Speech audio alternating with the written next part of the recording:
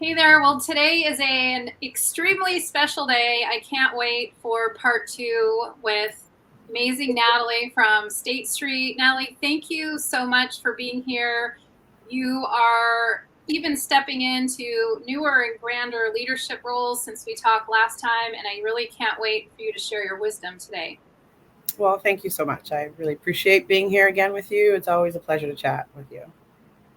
And so before we, jump in and talk a little bit about, what's most important to you and all of the amazing initiatives that you're kicking off for State Street. And I thought I would ask to elaborate a little bit about what really sparked your interest in DNI. Why are you so passionate about it? To basically take on a couple different jobs to make sure that the workplace is going to be different for yourself and women coming in after you. Yeah, no, I appreciate the question. It's interesting because I feel like I've always had this like job on the side of my desk with DNI and it used to feel like my superpower, like, yes, I come with this as well, right? But when I got that question some time ago, and it really like made me think back, like, when did this all start for me? Where did, because some people choose to get engaged. I would love more to get engaged, and it made me pensive about my background with it. And it's funny, I actually think all the way back to high school that I saw and observed a wrong, and I saw the authority not address it, and it made me wonder. And I remember the moment of, well, am I not important enough that the staff, the administration of our high school, didn't right this wrong? So, just to be more specific, uh, it was just after MLK's birthday, which is in January, and it was kicking off Black History. Black History Month was like right around the corner. It was around that timing, and our school. I went to a predominantly white school here in Massachusetts, and um, someone wrote something pretty obscene on a picture of MLK in the hallway, and I was already like, we could do a little bit more effort to celebrate, our great history with Martin Luther King Jr. But then they wrote, someone, a random student, wrote something pretty obscene on the picture, and the school left it up. And I thought, not only clearly he wrote the N word on the picture. Clearly, that's obscene. But for the school to leave it up and not reprimand and not acknowledge, and like that seemed more egregious to me. So I felt like this. My sister and I actually went into overdrive. We like wanted to address it, and we went to the. This happened to be right outside of one of the departments. We went to the department head and said, "Okay, first of all, you got to take that down, and then now what are you going to do? Now you need to educate folks, and you need to tell people why this is important. This is around when other things were happening in history, and well, then like a week later was Black History Month, and it was again just one picture, and I was like, well, that's going to get defiled. So I remember my sister's only a year older than me, so I was a junior, she's a senior, and we were like, okay, well, we would love to get in the mix of this, and can we have the display case that's right outside the principal's office, which is the first one you see right when you walk into the school, because that's the only locked one that you can't get to. And we were like, we'll take care of it. So literally every day for Black History Month that year, we came in early, very early for school, and changed the display case to show, first of all, there's more than just MLK and Black history. There's more than just the couple of names that might come to mind when you think of great um, Black people in the history of this country. And we wanted to show the magnitude, we wanted to show the variety, we wanted to show all of the category, all the greatness that we weren't learning about, in our classes. And for some reason, I so appreciate my mom for doing this. She had just kind of subliminally left a lot of this information that I felt like I just wanted to share it. And so literally every day was like African Americans in literature, and then another day African Americans in art, and African Americans in sports. Clearly, a lot of folks can remember, and rattle off names. So just wanting to share the beauty and greatness and excellence that isn't being celebrated in this country at the time. So, and then from there, I remember a classmate of mine nominating me for something. So here's the D&I piece and also the leadership piece. I didn't feel ready, but a colleague of mine, fellow student, Miles Lawton, he had nominated me to be president of our Peer Assistance Leadership Council, which I was like, why are you nominating? He's like, she can do it. She can do it. He had more faith than me. And it actually turned out to be such a great experience of being able to have some leadership experience and directing our team. And the whole concept of that council was to go into the middle schools and, some middle school students challenge their parents, but they may be willing to listen to their older siblings, right? So we're older sibling age. So we would go in and talk about all different topics. So like just both of those experiences really just stuck with me as something as I'm impacting others. I'm hopefully broadening people's minds, and that has always just been then something that I'm like, I come with this too, and I come with that too. And so that's where it sparked, definitely. And then in college did the same, and my other work experiences before State Street, and then I've been here now 13 years, and 13 years have been a part of our employee networks and resource groups. It's just been active ever since. And you're not slowing down anytime soon, from what I can tell. And so I just really want to highlight something that you mentioned that happened in high school, because two things that happened were really quite beautiful and amazing. One is you had a male ally that picked you, what I call a proactive ally. Yeah.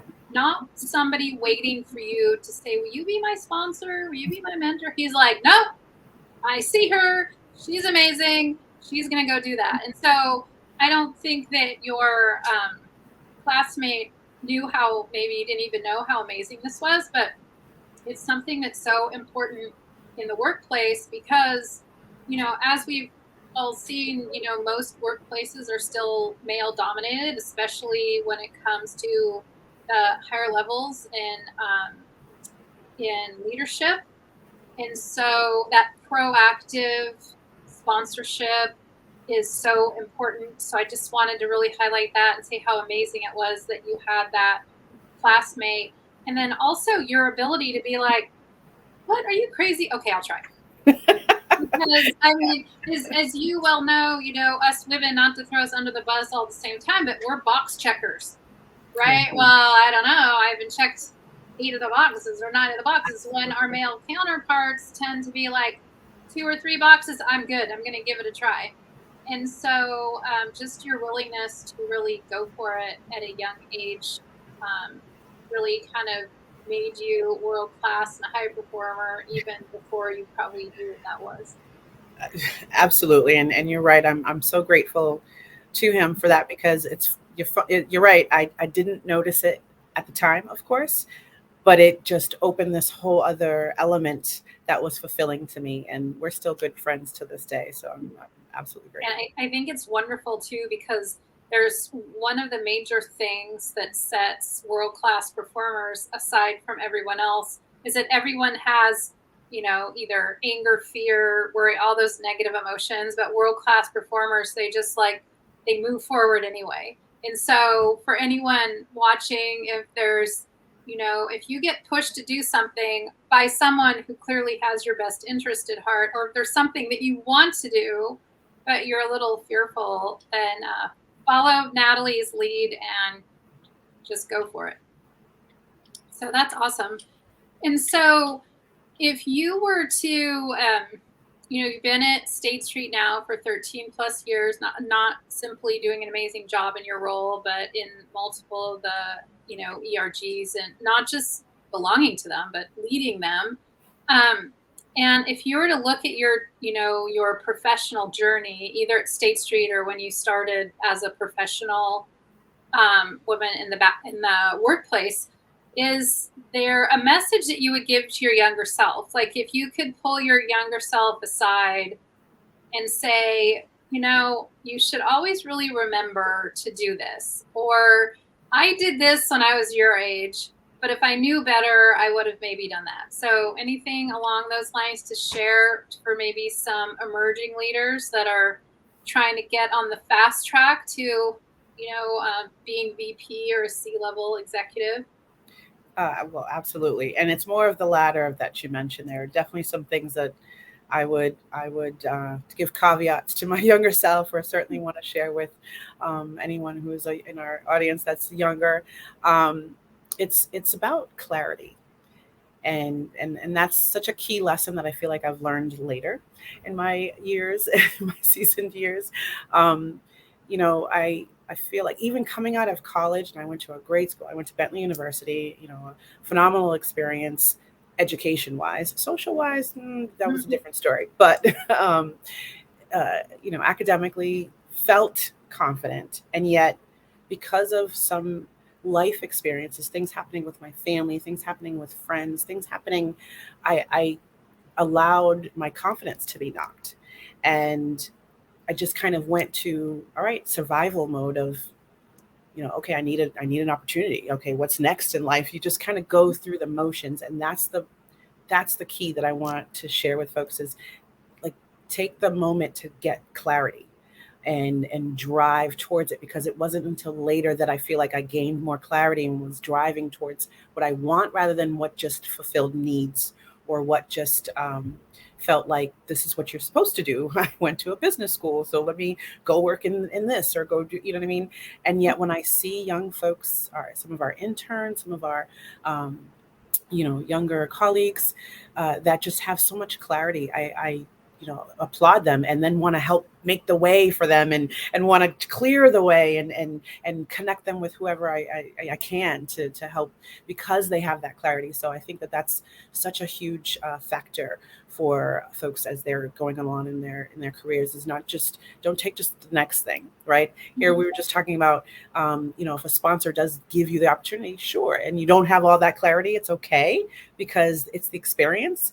But having clarity actually will have the sponsors and the mentors propel you forward into the road that you don't even realize is going to bring you to, where that, what you quote unquote call success, or that dream opportunity. And it's because you may be speaking of your desires, or your, the vocation that really, that is clear for you. So I think taking the time to do that is more really effective. And then, so what, clarity, at least, as a coach, I've seen it, is that clarity is fluid. Like, sometimes we're clear, but then we have this feeling in our gut and our heart that maybe we're supposed to pivot. And so, of course, I have tools and resources to get clear and figure out what that is. But can you share what's helped you when maybe you've maybe been a little off path to course correct? Yeah. So there's been a couple of things. I think definitely I can attribute a lot of gaining my clarity, or getting back on track, to mentors in my life. So, like I mentioned, I really, that really resonated with me when I read, was it Malcolm Gladwell's book, Being a Connector. Like, that really just, oh my gosh, that's me, right? So I think people underestimate connecting with and building your network with people, because that can actually really help you, because you don't know what you don't know, right? I know there's that grid of you know what you don't know what you don't know. So having mentors in your world, and seeking out just more folks in your industry, in your company, in your networks, as far as like professional networks, affinity groups, or what have you, can really help. That really helped me.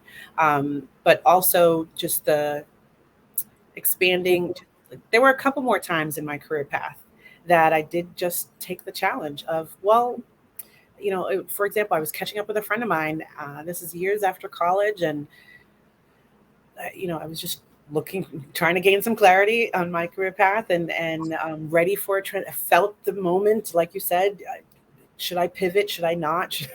What have you? And I was talking with a Bentley alum as well, and he was like, "Come join this board with me." And he just invited me to join this, and it again opened up so many doors, as far as just skills, building skill sets, me connecting with more folks, me being able to I joined the team. This was the National Black MBA Association, and joined the team, and just tried to absorb as much information, and that again helped me gain clarity as to, okay, this is, clearly the next step for me, or I was able to gain leadership experience, management experience, advising with corporate relations. Just it broadened things that I hadn't. So I didn't plot that, but I did go to that next step because of the network. So because of just really building those relationships with folks. Yeah, and by the way, I wanted to mention and remind everyone, if you have any questions for Nathalie, go ahead and post them in the chat, and we'll make sure that they get answered. Again, I wanted to highlight something that you said that's so important, because sometimes we might be going down one path and, like I said, feel in our gut and our heart that maybe we should do something else, but we get a little bit, it's possible we get a little bit paralyzed by, that last X amount of years, I got my degree in this, I've been working in this, how do I pivot either inside my company or out? And so I think it's really important what you were talking about is the next step could just be to talk to someone, to build a relationship, to talk to someone who, if, you're looking, I have a young niece who's, I think she's 29 now, but, she was working in consulting.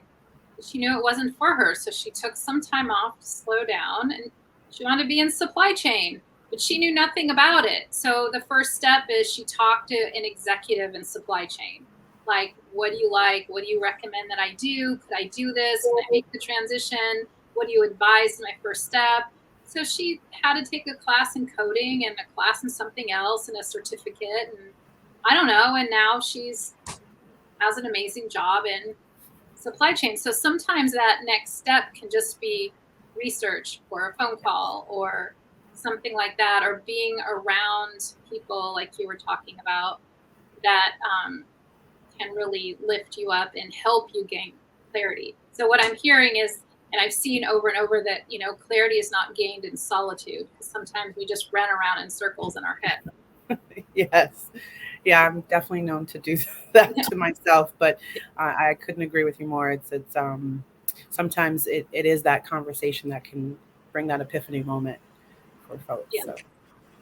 Yeah, and I want to make sure too that we, address the title of the interview, which is using change to your advantage. Before we went live, we were talking about some of the change that's been happening, some good and certainly some not so good, of course, that's, weighing really heavy on everybody's heart. Well, not everybody's heart, not hanging heavily on, people's, should be hanging heavy on more people's heart is what I'm getting at. But, do you have, we want to keep making progress, keep it moving forward, despite things that feel like setbacks, or despite things where we feel like we're not making progress. So can you share a strategy that you use when you get kind of a gut punch about something that, we were talking, this is being filmed just a couple of days after the 4th of July, where sometimes you're putting your flag up and, based on what's going on, like, shouldn't I be more proud to put this flag up than I am? It's just,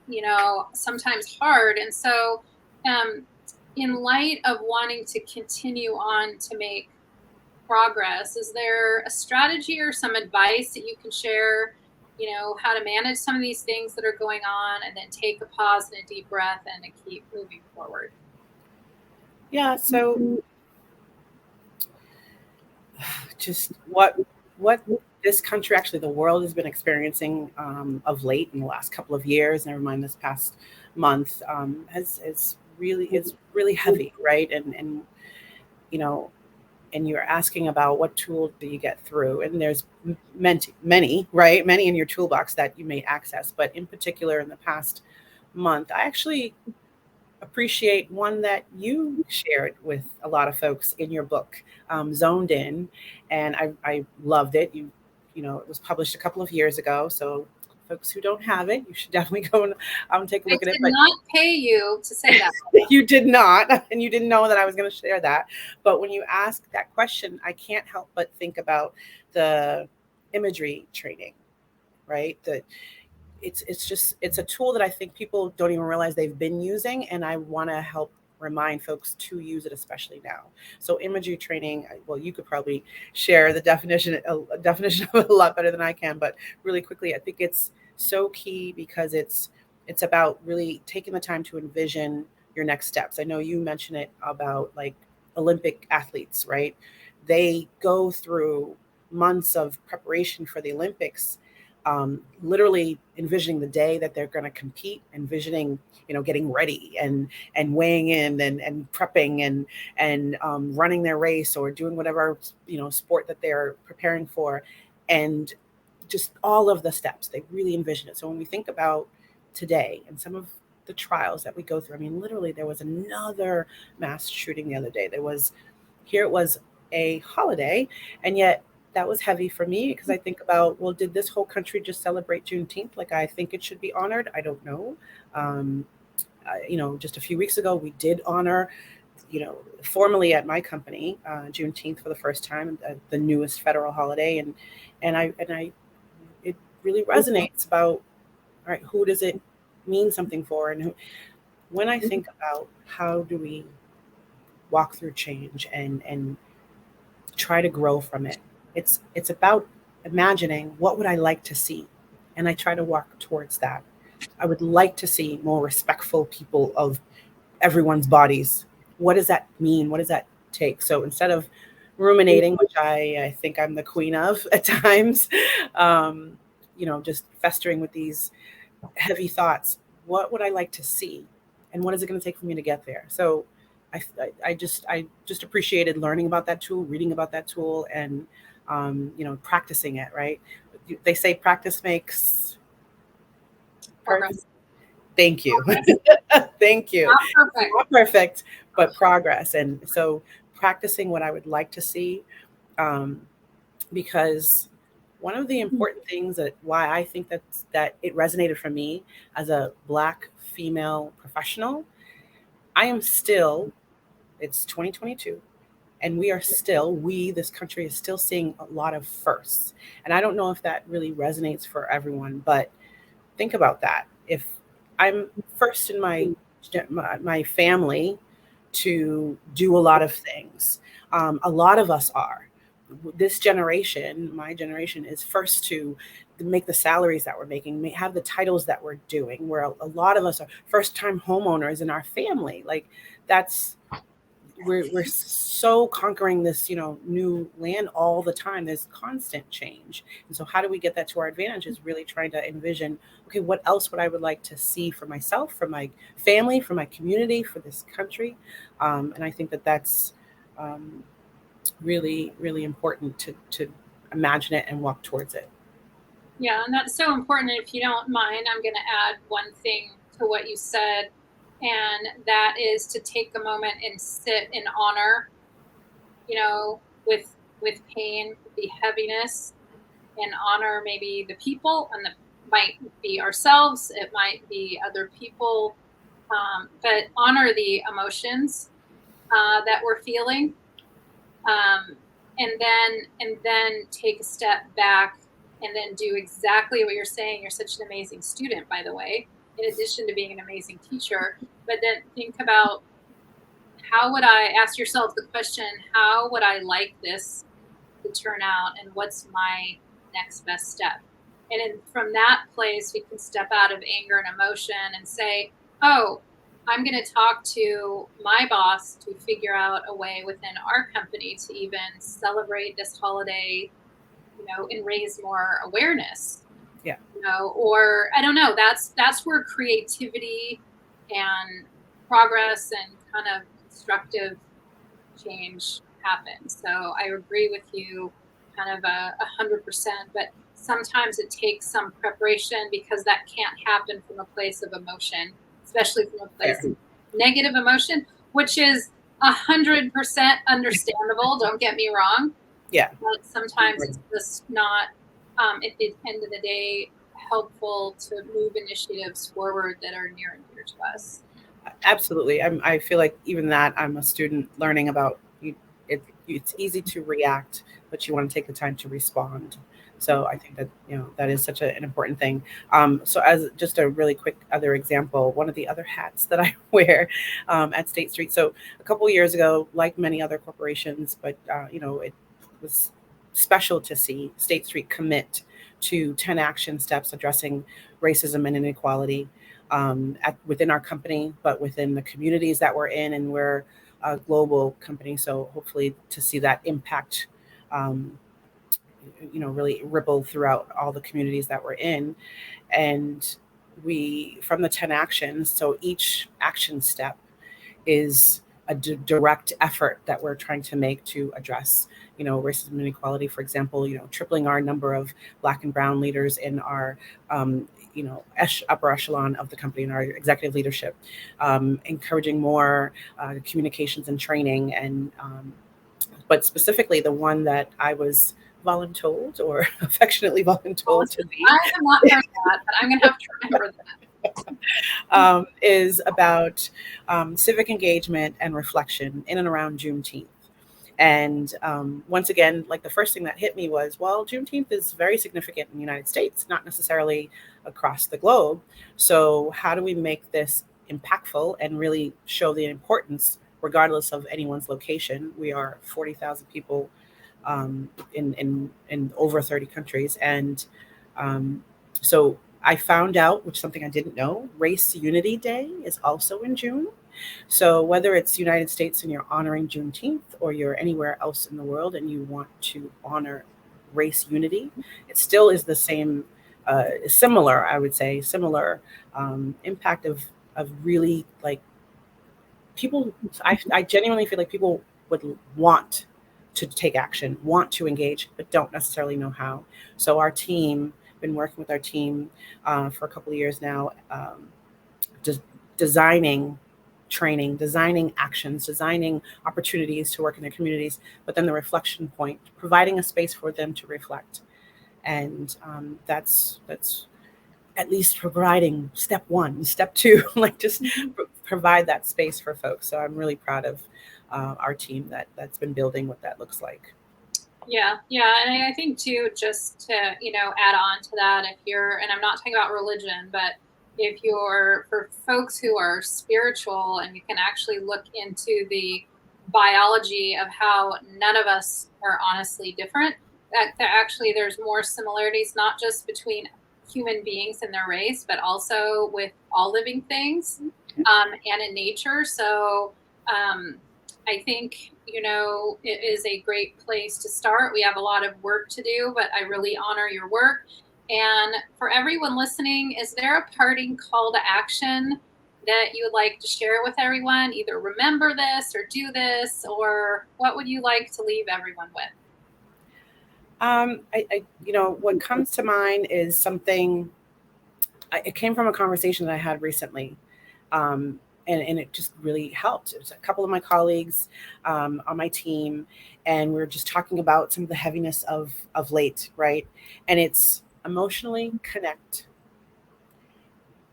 It's unveil the truths and then share the light. It takes nothing from me to enlighten the next person, and hopefully we're both growing and then impacting others, right? So, but I first need to emotionally connect with you. I need to unveil the truth, maybe share more information, or let's go look at it, what have you. But then share that light. Share. If for a sponsor, open the door for someone. It doesn't take from you to do that. Engage with someone, ask questions, like, just connect with folks, unveil the truth, and then share that light. I think that would be something that I want to definitely continue to share with all, that I try to do on a regular basis. Yeah, well, thank you so much. And if we can all connect with someone and really unveil the light within ourselves and with them, and maybe if it's one person a week, I don't know about you, it can be something different for everyone, but just, offering a suggestion for what Nathalie said, like on Mondays, I just have in my calendar a Monday reach out, or Monday connect, and just thinking or setting some type of goal or something to actually do that. And if you imagine if everyone did that, then eventually we'd probably make a lot of progress for real change. And so Nathalie, thank you so much for all the good that you are putting into the world. You're an amazing leader, and I look forward to continuing to follow your journey. Thank you so much, Sheryl. Appreciate your time.